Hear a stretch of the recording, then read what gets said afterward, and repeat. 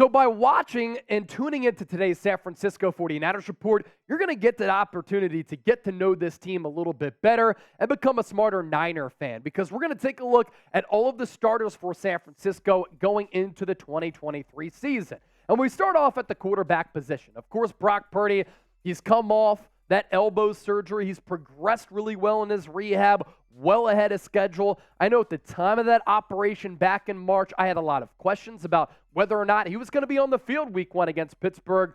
He is. And that's a credit to him and how he attacked this rehab. And it's also a credit to him with how he played last year as Mr. Irrelevant and taking this job away from Jimmy Garoppolo, Trey Lance, and becoming this team's guy. Because in trading away Trey Lance, San Francisco is going all in on Purdy, who went undefeated in his starts up until the NFC Championship game and was really impressive with his diagnosing skills, his precision and accuracy with the football, running this system to a degree that really did please Kyle Shanahan, which has allowed Shanahan to tab Purdy as this team's guy. 67% on his completion percentage last year, nearly 1,900 yards, made quality decisions with the football, oftentimes keeping it out of harm's way, 16 touchdowns, 3 picks, and a quarterback rating of 111.4. I'm excited to see if Purdy can take that year 1 to year 2 jump and get better,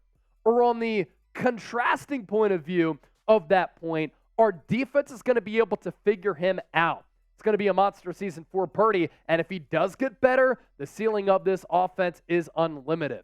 Now to the running back spot. Christian McCaffrey last year, after that midseason trade to San Francisco, was terrific. And after he became this team's starter at the running back spot, this offense was able to take another leap. They averaged more than 30 points per game with Christian McCaffrey as a starter in 11 games after that acquisition. And you look at what he did running the football, but also receiving it.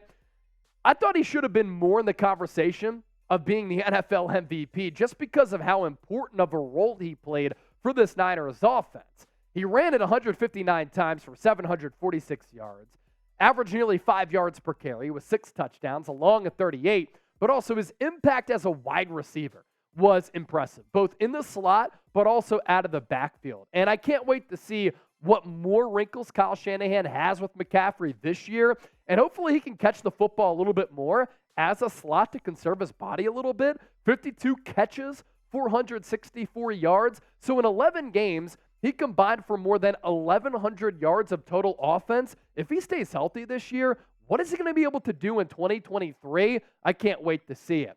A reminder, programming alert. Make sure you subscribe and join us for our Niners-Steelers watch party. Our coverage begins on Sunday as the Niners take the road in Pittsburgh. 12 o'clock Eastern is when our live stream starts. That's an hour pregame show. 9 a.m. for those of you on the West Coast.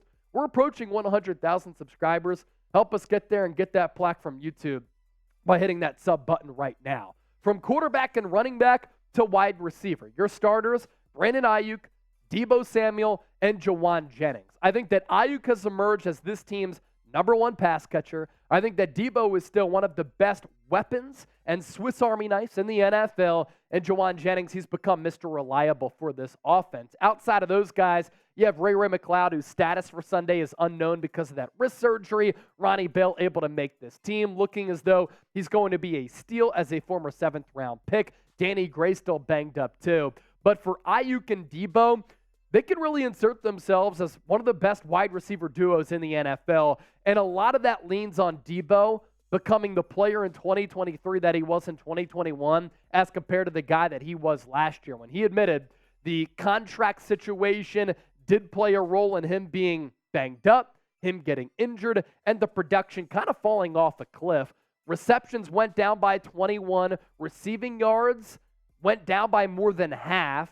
Average yards per catch went down by 7 yards. Rushing yards went down by 133 yards, and his total touchdowns went down from 14 to 5. If you get the 2021 Deebo in 2023, it just makes this offense a lot more unpredictable and a lot more versatile. And for Aiyuk, you're not looking at him trying to bounce back. You're looking for his continued ascent, because every year that he's been in the league, we've seen a player get better and better and better and really progress into a guy who I believe is on the cusp of being a top 10 wideout in this league. As for George Kittle, his status for Sunday's game as of Monday is unknown. He's been dealing with an adductor injury for the last couple of weeks, and Shanahan said at the end of last week, this is an injury that hasn't gone away and lingered, and it seems as though Kittle has one of these soft tissue injuries every year. Once he gets over that, seems as though he's going to be fine. The conversation for Kittle, can he continue the revitalization that we saw in really the back half of last year when he started to link up with Brock Purdy and play some excellent football? The last 4 weeks of the year, he had 7 touchdowns, and that connection with Purdy was really special, and it was his largest touchdown output in a really long time, and his best season since the 2019 campaign when he had 85 grabs for more than 1,000 yards. He was a first-team All-Pro that year. That's what allowed Kittle to land that lofty contract extension, which at the time made him the highest-paid tight end in the history of football. 2020, injury-plagued year, only played 8 games, came back in 2021, thought he played really, really well. And then in 2022, the yards were down, but he just looked to have that spark back in his legs. The offensive line, your starters, Trent Williams, Aaron Banks, Jake Brendel, Spencer Burford, and Colton McKivitz. You don't have a traditional swing tackle for this year's team, which is a little bit of a concern. Jalen Moore can really only play left tackle. Matt Pryor can really only play right tackle. The big question marks along this offensive line, Spencer Burford and Colton McKivitz. If they have seasons in which they insert themselves as high-end quality starters, it's going to allow this offense to continue the pace that we saw last year, in which after the Christian McCaffrey trade, they averaged more than 30 points per game. If they can't run block and they can't pass protect, that could be the one thing that curtails the Niners' success here this upcoming season. So I want you to grade the Niners roster for me before we shift gears to the defensive side of the football. 1 to 100. How good do you think this Niners team is from top to bottom when you combine offense, defense, special teams? Let me know.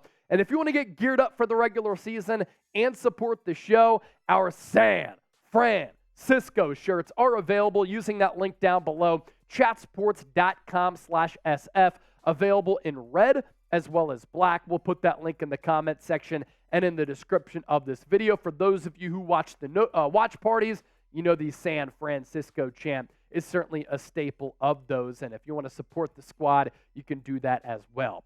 Now we move over to the defensive line. You might as well put an asterisk next to Nick Bosa because of his contractual status being unknown as of this recording on Monday. If he's on the field, the Niners defense takes a massive leap forward because he's the best pure edge rusher in the game. If he's not on the field, you're looking at Drake Jackson and Clelin Ferrell starting with Kerry Hyder Jr. and Alex Barrett as your backups. If you don't have Bosa on the field for Sunday's game, it's a good pickup in free agency to bring in a guy like Javon Hargrave, who had double-digit sacks last year for the Philadelphia Eagles. And I think that Arik Armstead is going to have a rebound season as far as sack numbers goes. For the real ones out there, they know that Arik Armstead is a really good player just by the impact that he has. The sack numbers haven't been there, but I think because this Niners defensive line is so stacked when they do have Nick Bosa, Arik Armstead could have a big sack production season. I think the Niners have the best linebacking core in the NFL. It's also one that has become extremely deep after the drafting in the late rounds of D. Winters and Jalen Graham. Their sideline-to-sideline speed is excellent. Fred Warner, best off-ball linebacker in the game. It's not even close. And Dre Greenlaw played at an all-pro level last year. I'm interested to see who the third starting linebacker is going to be. Oren Burks is more of a special teamer, and he's been dealing with that PCL injury. Is it going to be Flanagan Fowles? Is it going to be Jalen Graham, D. Winters? We'll see what Steve Wilks decides to do. Now, I want to take a look at the cornerbacks here. Charvarius Ward and Ambry Thomas, I expect to be the starting outside corners for San Francisco. And I think that because of the struggles of Isaiah Oliver, Steve Wilks is going to go Deommodore Lenoir on the inside slot and bump out Ambry Thomas to the outside. Oftentimes, Thomas has been there to make a play. He's had sticky coverage. He hasn't been able to finish some of these plays. Hopefully, going into year 3, he can start to improve on some of those deficiencies. I have confidence in Mooney, Ward, and Deommodore Lenoir. He played really well down the stretch and in the playoffs last year. Isaiah Oliver has to be better. Samuel Womack, I really like his footwork and his ball skills. To safety now, Talanoa Hufanga and Tashaun Gipson are going to be your starters, but I wouldn't be surprised if the rookie third-round pick out of Penn State, Jair Brown, gets some tick from Steve Wilks. He's certainly capable to play at all three levels, especially if the Niners want to go heavy nickel. I think that Brown is capable there. He did it at Penn State. He can do it at the NFL level. Tashaun Gipson has been out of practice the last few practices because of some nicks and bruises, but did say he was going to return this week. And then another big question mark for San Francisco is at that kicker spot.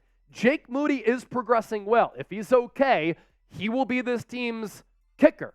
If not, it's going to be Matthew Wright, who is officially signed to the practice squad on Sunday. Mitch Wishnowsky, the punter, Tabor Pepper, the long snapper, and those right there are your 49ers starters going into the 2023 season. You got to know the team, and our job is to inform you. Hopefully, we're able to do that with today's show. Let's round out this segment with this.